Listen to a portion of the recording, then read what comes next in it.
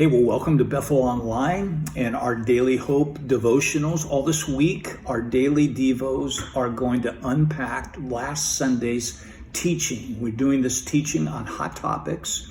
And last Sunday, we looked at how to talk about the things we really don't want to talk about. If you missed last Sunday's teaching, you'll want to go and check it out on bethel.org. Pastor Ryan did a great job of showing us how to be responsible with our words. And last Sunday, Pastor Ryan shared a great quote, and I want to share it with you. A great defense wins championships, but it kills relationships. Now listen, if you're a sports person at all, you understand the importance of playing good defense, football, basketball, soccer, etc. But defensiveness is a poor strategy when we are engaging in crucial conversations. Pastor Ryan talked about the difference between casual conversations and crucial ones. Crucial ones are the stuff that's sometimes just really hard to talk about.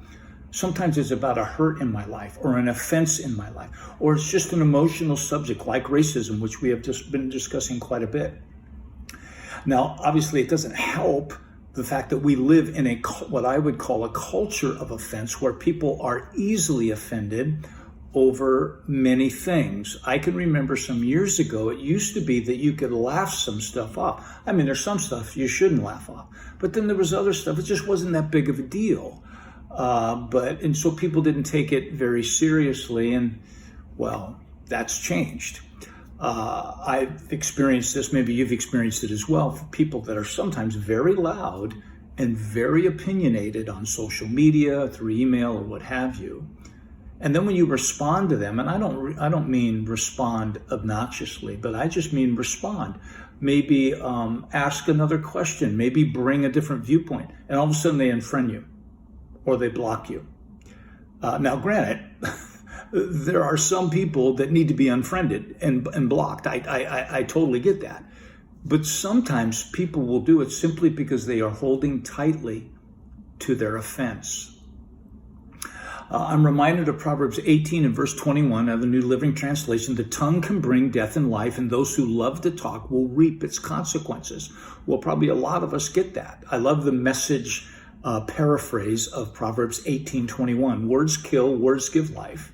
They're either poison or fruit. You choose. We sometimes underestimate the power of our words. Words do wound. This is why Proverbs 20:21 and verse 23 warns us, again, it's the Message translation, watch your words and hold your tongue. Or it says, and you'll save yourself a lot of grief.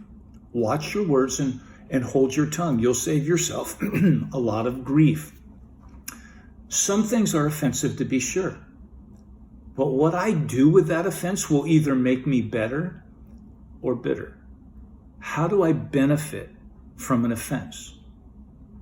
Psalm 139 verses 23 and 24, Pastor Ryan shared these verses last Sunday. Search me, O God, and know my heart, David prayed. Test me and know my anxious thoughts. Point out anything in me that offends you, and lead me along the path of everlasting life. Let me just give you 3 quick thoughts. When that offense comes, don't deny it. Don't push it away. Pray about it. Pray about it. Every time something offends me, it's always an opportunity to ask God to search me and to test me. Lord, what's my part in this? Is there something I should be learning from this? Is there anything that is valid here? Is it revealing something that doesn't belong in me? I remember a season in my life some years ago now where I was really, really hurt.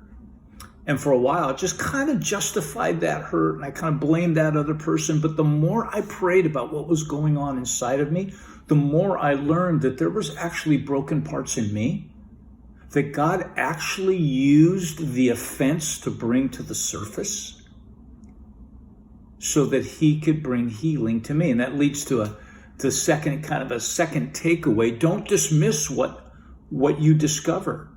Process it. For the next 4.5 years, I would process what I was learning about myself through that offense. And you know, one of the things I learned God loved me enough to put his finger on pockets of pride that were hidden in my heart, that he wanted to get rid of, so that I would be ready for the next steps he had for my life. It was a powerful lesson for me. And finally, it leads to the third takeaway. Do ask God to lead you along his path forward. If you ask God to lead you along the way of everlasting life in Psalm 139, he will. There isn't anything or anyone in this world that I have to face alone. I don't have to face anything or anyone alone. God is faithful to lead me along his path forward if I will keep asking. Well, thanks for tuning in today to Bethel Online Daily Hope. God bless.